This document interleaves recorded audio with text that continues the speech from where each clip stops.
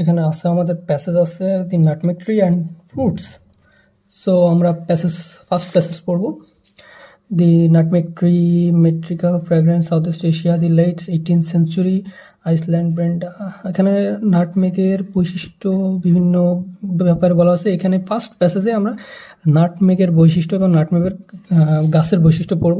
So এখানে আমাদের answer থাকবে the tree is thickly balanced with dense foliage are dark green oval leaves.